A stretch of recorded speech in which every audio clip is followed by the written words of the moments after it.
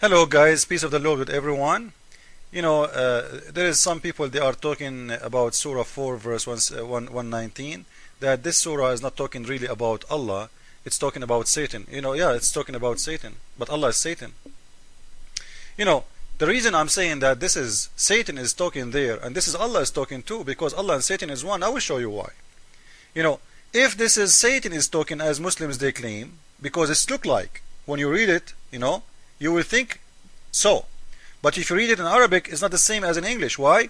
In here you will see when they stop in the translation, they put a dot and they go in different line. This is not the case in the Quran. This is the verse from here to here. You will never see a dot between two words. And in here, when you continue translation, you will see وَمَنْ يَتَّخِذَ الشَّيْطَانَ وَلِيًّا. The one who and whoever forsake Allah, take Satan for a friend, has for surely lost. Now who is the one saying that? The Satan or Allah? You cannot convince me that this is Satan saying that.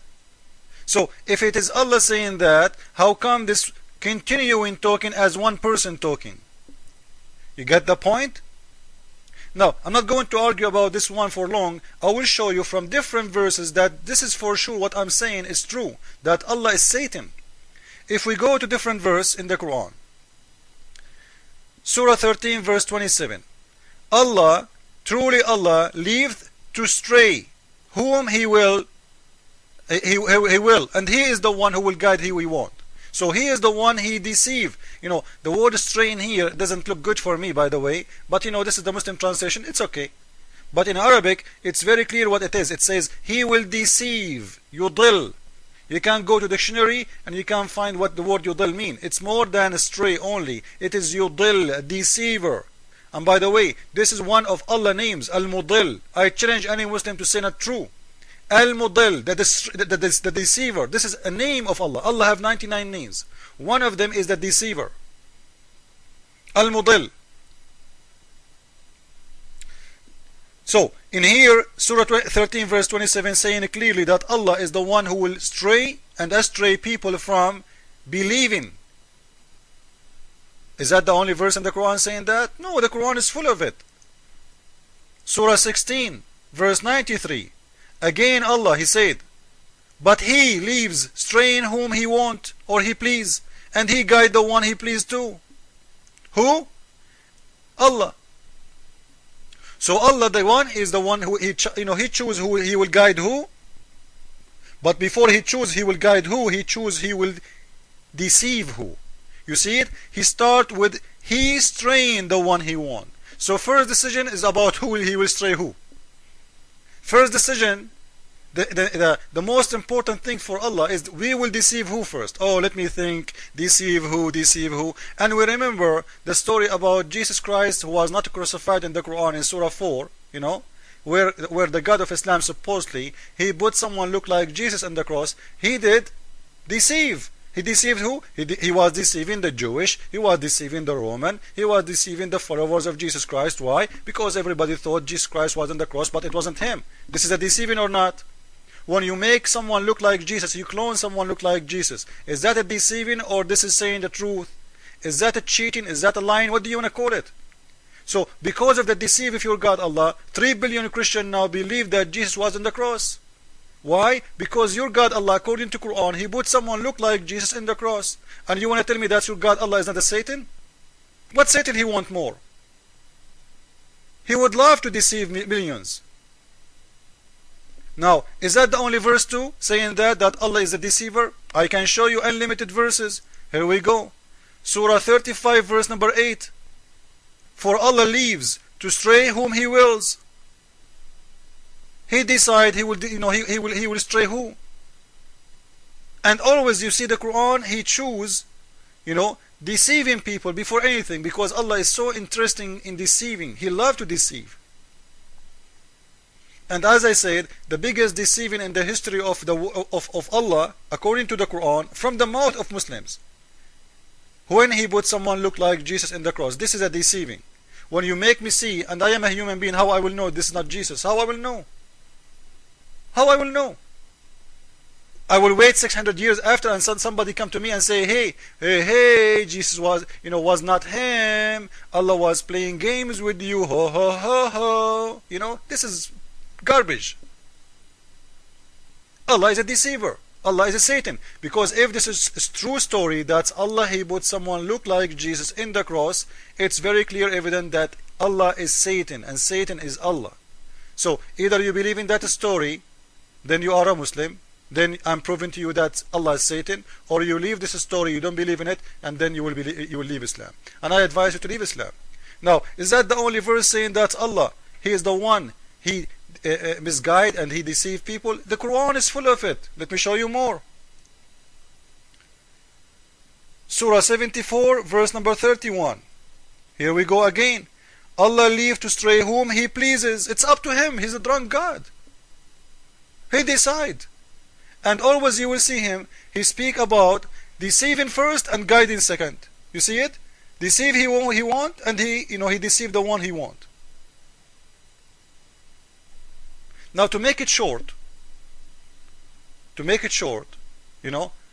a verse in the Quran that says, if we want to destroy a village, we order the rich people in it to deceive and to do filthy stuff. Why God is ordering people to do filthy stuff in the village? إذا أردنا أن نهلك قرية أمرنا مترفيها أن يفسدوا فيها.